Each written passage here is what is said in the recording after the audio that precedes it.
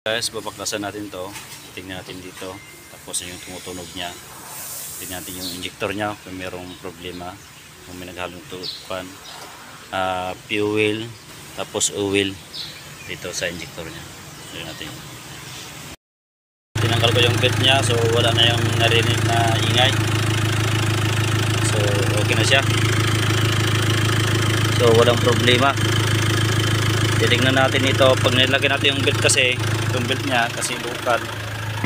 Yan, ito. May problema. Ayan. So, check natin ito kung bakit nagkakaroon ng ating kakiba. So, ito na.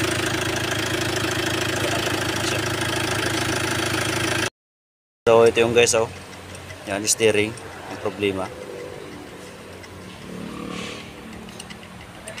Ayan. Tumutunog. Yan pong puti na aso.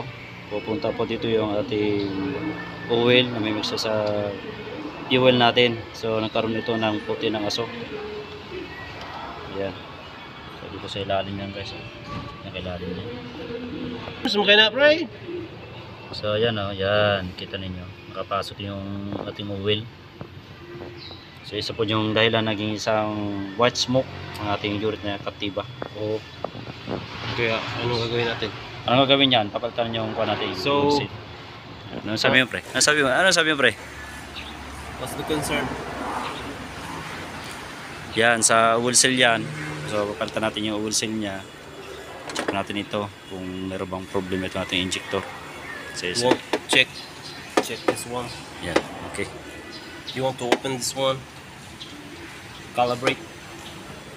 So you think this is a problem, my friend?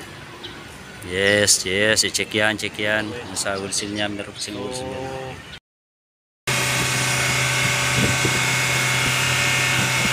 Up!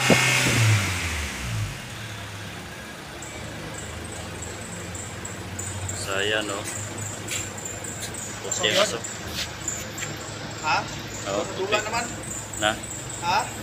Madula na siya kadugayan eh.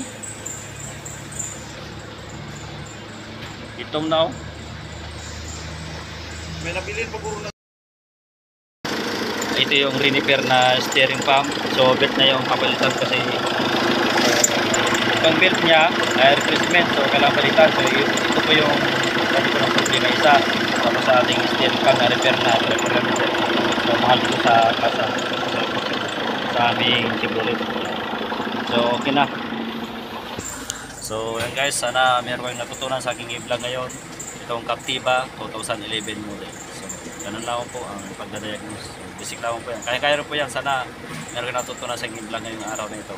Maraming salamat po sa sumusuporta sa aking YouTube channel, Marcels. Bye bye.